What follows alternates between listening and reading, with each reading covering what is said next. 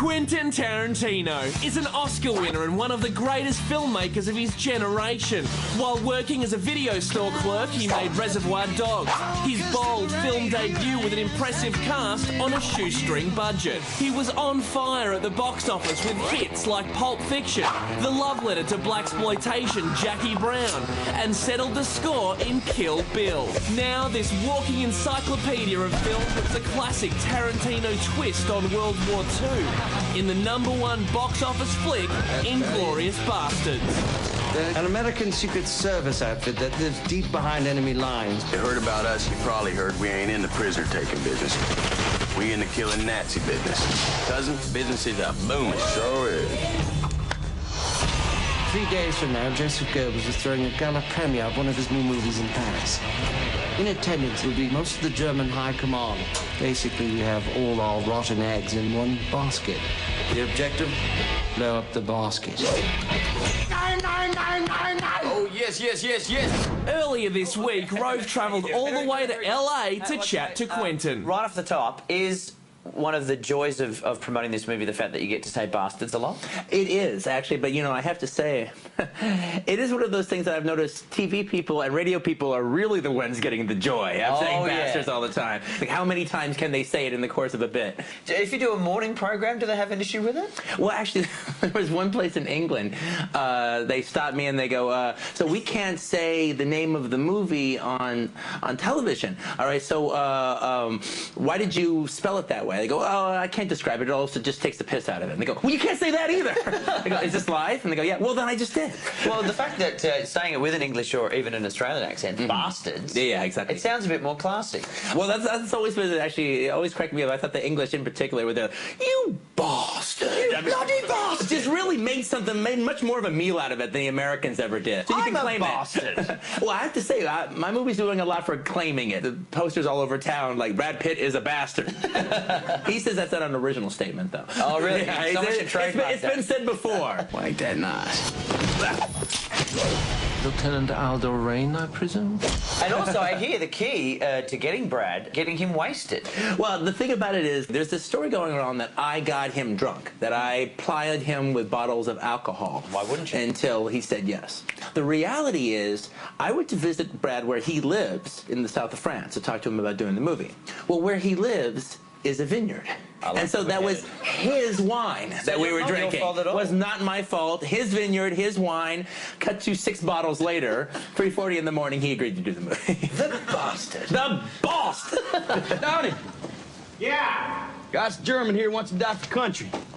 Oblige him. Now, also, too, you've, in this movie, again, come up with an ingenious way of killing people off. We've got scalping happening. Yes, exactly, yes. Mm-hmm. Do you think you'll ever run out of new and unique ways to kill people? To deform... We've had ears chopped off, we've had people shot in the face, we've had sliced up with ninja swords. Yes, now we're right. getting scalping. You are right. You know, I don't think I will ever run out of new and interesting ideas. Well, thank goodness. I don't know if any of those ideas are that new, all right? It's just new to me.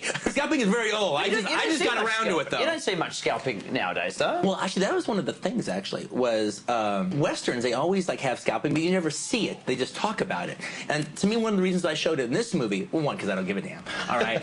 but also, part of the thing is the bastards, when they wipe out the Nazis, they desecrate the bodies. And I wanted you to see the desecration, because that's the goal. That's what they're trying to do, is have the other Nazis show up and see these bodies and go, oh, my God, what did they do to Fritz? Yeah. You know, and that starts scaring them. What did they do to Fritz? That was really nice. I like my little performance there, right? I just became a German. What did they do to Fritz? I just became a German soldier right there. That was just. I know it was. I hated to break it. And you also, with this movie, you get to play with history a little bit. Mm-hmm. I wasn't planning on mucking about with history. I was going to, you know, just kind of, I assumed I was going to respect that. And so I'm just writing, and what we're talking about, what you're referring to, is something that happens towards the very end of the movie. Yeah. There's a play at the end of the movie where history went one way and I go the other way. And I didn't plan on doing that. I was just writing the way I normally write, and then I just started thinking, well, wait a minute now. My characters don't know they're part of history. My characters don't know that there's things that they can do and things that they can't do. So my feeling about it is, my characters changed the outcome of the war. Now, that didn't happen because my characters didn't exist.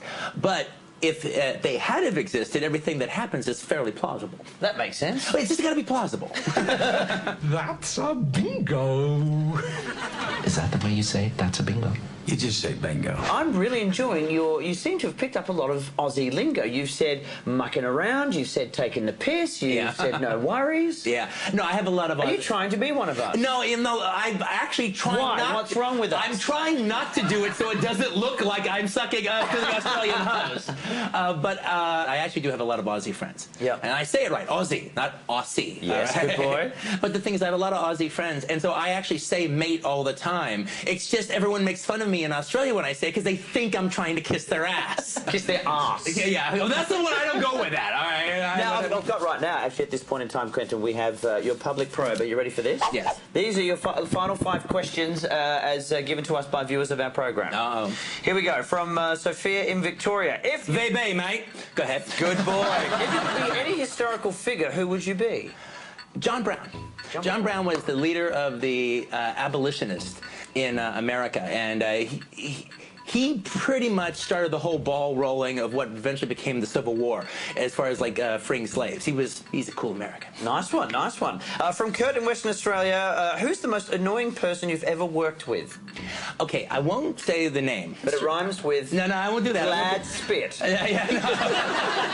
I once had to direct an actress once on a TV show, and she just wasn't good. She just, no matter how many times I talked to her about the scene, it was just the same. And I actually came up with a trick. And it was like the first time I figured out a director trick was there was a pizza there. They were supposed to be eating this pizza. And so I said, hey, why don't you eat the pizza? Just talk with your mouth full. It's strange. If an actor is eating with their mouth full and as they're talking, they sound very naturalistic. Everybody sounds like a good actor if they talk with their mouth full of food. Not thinking about the line so much. Exactly, not thinking about it. Clever man. Number 3, from Lachlan in Western Australia. Do you collect anything? Yeah, I've been a collector since I was a little kid. It's always about movie stuff and everything. So I have a film poster collection, and I also collect film prints. Oh, wow. Yeah, I collect like 35 and 16mm film prints. That's really cool. All right, from Madison in New South Wales, this will be interesting. If you were a serial killer, what would your calling card be? Well, if I was a serial killer, I wouldn't leave a calling card because I don't want to get caught. I want to keep on doing it for years and years. You'd be the don't get caught killer. I'd be the don't get caught killer. And from Gary in South Australia, would you ever consider doing a romantic comedy? Well, you know, the thing about it is, like I have. My very first script I ever wrote was True Romance. Well, yes. Yeah, and the thing about it, that title's not ironic. It actually is a love story between the two of them, and it is a very romantic movie. Now, there's also gunfights and there's all that kind of stuff in there, but that's not the question. You know, my whole thing is, you know, all my movies I think are pretty darn funny. But, you know, it's not trying to, okay, now you have to clean up your act and now it has to be a rom-com. Yeah. All right? Well, it would be my version of that, whatever that would be. Frightening. Yeah. Sure. But, like, True Romance got you, True Romance is pretty close. Yeah. Okay. Well, thank you very much. Hey, man, good to be here, man. Really good to talk to you. There we go. Green Flick 2, Inglourious Basterds, #1 film of the country. It's out now. We'll be right back with more.